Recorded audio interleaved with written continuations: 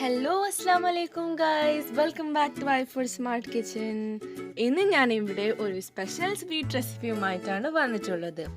ഈ റെസിപ്പി എനിക്ക് ഷെയർ ചെയ്തത് മലയാള നടനായ ആസിഫ് അലിൻ്റെ മദറിൻഡോ മുംതാസിത്തയാണ്.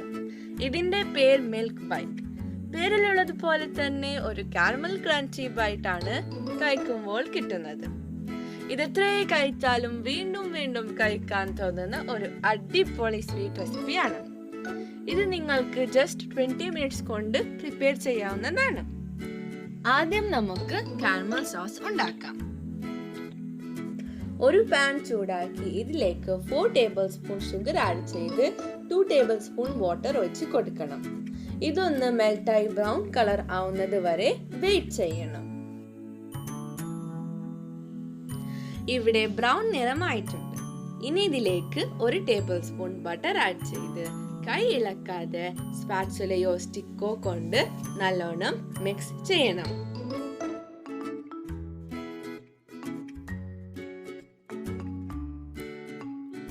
ഇവിടെ കാരമൽ സോസ് റെഡി ആയിട്ടുണ്ട്.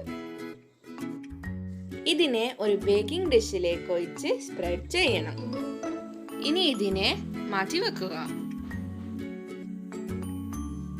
സെയിം പാനിലോട്ട് 1 ടേബിൾ സ്പൂൺ ബട്ടറോ ഗീയോ ഇട്ട് ഇതിലേക്ക് 1/2 കപ്പ് നട്ട്സ് ചോപ്പ് ചെയ്തത് ഒന്ന് നല്ല പോലെ റോസ്റ്റ് ചെയ്തെടുക്കണം. ഞാൻ ഇവിടെ കാഷ്നട്ടും പിസ്തയും ബദാം എടുത്തിട്ടുണ്ട്. നിങ്ങൾക്ക് ഇഷ്ടമുള്ള നട്ട്സ് ആഡ് ചെയ്യാം. സെയിം പാനിൽ 1 ടേബിൾ സ്പൂൺ ഗീ ഒഴിച്ച് ഇതിലേക്ക് ഒരു നേന്ത്രപ്പഴം ചോപ്പ് ചെയ്തിട്ട് നല്ല പോലെ റോസ്റ്റ് ചെയ്തെടുക്കണം. അടുത്തതായി ഒരു മിക്സിയിലേക്ക് 1 കപ്പ് മിൽക്കും 6 ടേബിൾ സ്പൂൺ ഷുഗറും 3 എഗ്സും കുറച്ച് ഇലക്കപ്പൊടി ആഡ് ചെയ്ത് നല്ല പോലെ ബ്ലെൻഡ് ചെയ്യണം. ഇനി ഒരു ബൗളിലേക്ക് ഇതിനെ ഒഴിക്കുക. ഇതിലേക്ക് നേരത്തെ റോസ്റ്റ് ചെയ്ത നട്ട്സും ബനാനയും ആഡ് ചെയ്ത് നല്ല പോലെ സ്പാച്ചുല കൊണ്ട് മിക്സ് ചെയ്യണം. നേരത്തെ കാരമൽ ചെയ്ത് വെച്ച ഡിഷിലേക്ക് ഒഴിച്ച് കൊടുക്കണം. ഇതിനെ ഒരു അലൂമിനിയം ഫോയിൽ കൊണ്ട് കവർ ചെയ്യണം. ഞാൻ ഇവിടെ ഒരു സ്റ്റീമർ ചൂടാക്കാൻ വേണ്ടി വെച്ചിരുന്നു. ഇതിലേക്ക് ബേക്കിംഗ് ഡിഷ് വെച്ച് ലിഡ് ക്ലോസ് ചെയ്തിട്ട് 20 to 25 മിനിറ്റ്സ് കുക്ക് ചെയ്തെടുക്കണം.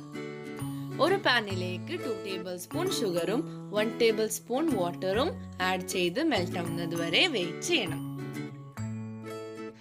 ഇത് മെൽറ്റായി തുടങ്ങുന്ന ശേഷം ഇതിലേക്ക് 1 ടേബിൾ സ്പൂൺ ബട്ടർ ആഡ് ചെയ്ത് കൈ ഇളക്കാതെ നല്ലോണം മിക്സ് ചെയ്യണം.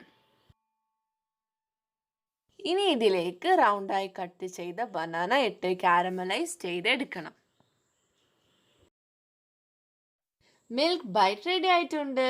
കുറച്ച് ചൂടാറിയ ശേഷം ഒരു പ്ലേറ്റിലേക്ക് ഡിമോൾഡ് ചെയ്യണം. ഇതിന്റെ മുകളിൽ കാരമലൈസ് ചെയ്ത ബനാന വെച്ച് കൊടുക്കണം. ഇത് നിങ്ങൾക്ക് ചൂടോടെയോ അല്ലെങ്കിൽ ഫ്രിഡ്ജിൽ വെച്ച് തണുപ്പിച്ച് കഴിക്കാവുന്നതാണ്. ഈ ഐറ്റം ഗസ്റ്റിനൊക്കെ പെട്ടെന്നുണ്ടാക്കി കൊടുക്കാൻ പറ്റിയ ഒരു സ്വീറ്റാണ്. എല്ലാവരും ലൈക്കും കമൻറ്റും ഷെയർ ചെയ്യാൻ മറക്കരുത്. Thank you.